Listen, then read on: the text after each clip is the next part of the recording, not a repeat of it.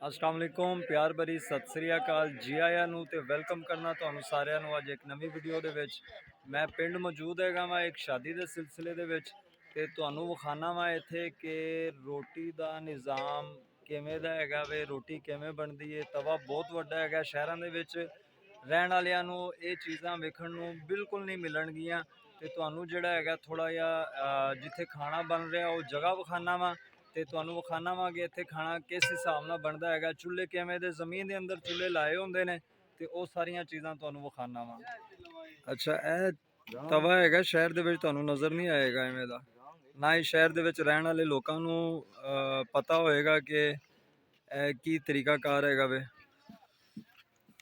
ਇਹ ਜ਼ਮੀਨ ਦੇ ਅੰਦਰ ਟੋਇਆ ਕੀਤਾ ਹੈਗਾ ਤੇ ਉਹਦੇ ਅੰਦਰ ਲੱਕੜ ਰੱਖੀ ਹੈ ਤੇ ਉੱਤੇ ਤਵਾ ਵੇਖੋ ਕਿੰਨਾ ਵੱਡਾ ਹੈਗਾ ਤੇ ਰੋਟੀ ਦਾ ਸਾਈਜ਼ ਚੈੱਕ ਕਰੋ ਤੇ बहुत ही पतली रोटी हैगी है।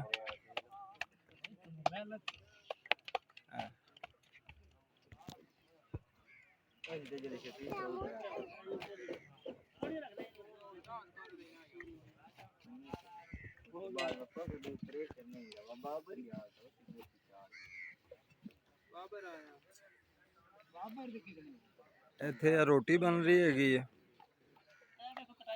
ਤੇ ਨਾਲ ਹੀ ਇਸ ਪਾਸੇ ਰੋਟੀ ਜਿਹੜੀ ਹੈਗੀ ਹੈ ਇਹ ਰੋਟੀ ਹਾਫ ਕੀਤੀ ਜਾ ਰਹੀ ਹੈਗੀ ਹੈ ਤੇ ਨਾਲ ਰੱਖੀ ਜਾ ਰਹੀ ਹੈ।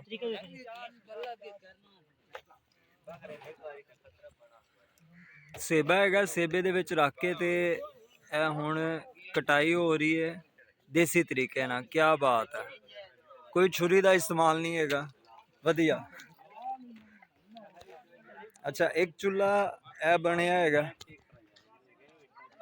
ਇਹਦੇ ਅੰਦਰ ਜਿਹੜਾ ਹੈਗਾ ਸੇਮ ਜਿਵੇਂ ਤੁਹਾਨੂੰ ਉਹ ਵਿਖਾਇਆ ਹੈਗਾ ਇੱਕੋ, ਇਹਦੇ ਅੰਦਰ ਵੀ ਰਾਤ ਨੂੰ ਜਿਹੜਾ ਹੈਗਾ ਕੰਮ ਹੋਏਗਾ। ਇਹ ਕੜਾਹ ਨਜ਼ਰ ਆ ਰਿਹਾ ਤੁਹਾਨੂੰ, ਇਹ ਇੱਥੇ ਰੱਖਿਆ ਜਾਏਗਾ, ਇਹਦੇ 'ਚ ਹਲਵਾ ਬਣੇਗਾ।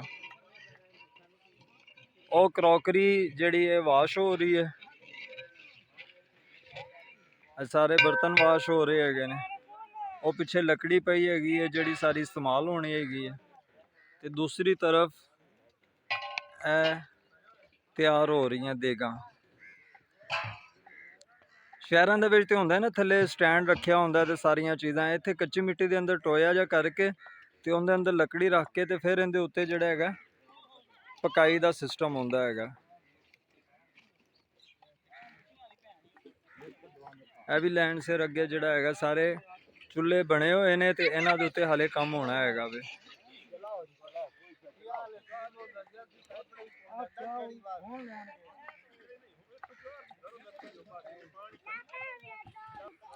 ਓਪਨ ਹੋ ਰਿਹਾ ਨਾ ਲੰਗਰ ਦਾ ਨਿਜ਼ਾਮ ਹੈ ਤੇ ਖਾਣ ਪੀਣ ਦਾ ਸਾਰਾ ਸਿਸਟਮ ਓਪਨ ਹੈਗਾ ਵੇ ਤੇ ਇਹ ਨਾਲ ਹੀ ਵੇਖੋ ਕਾਂ ਕਿੰਨੇ ਸਾਰੇ ਇਕੱਠੇ ਹੋ ਗਏ ਹੈਗੇ ਨੇ।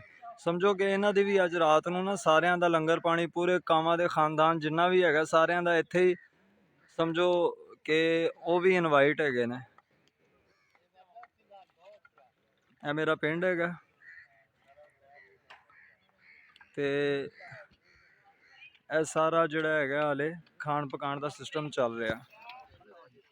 ਅੱਛਾ, ਇੱਥੋਂ ਹੁਣ ਅੱਗ ਕੱਢ ਕੇ ਨਾ ਦੂਸਰੇ ਪਾਸੇ ਰੱਖ ਰਹੇ ਹੈਗੇ ਨੇ। ਅੱਛਾ, ਇੱਥੋਂ ਦੇਗ ਉਤਾਰ ਕੇ ਉਹਦੇ ਉੱਤੇ ਦਮ ਦਿਓਗੇ ਇਹਨੂੰ?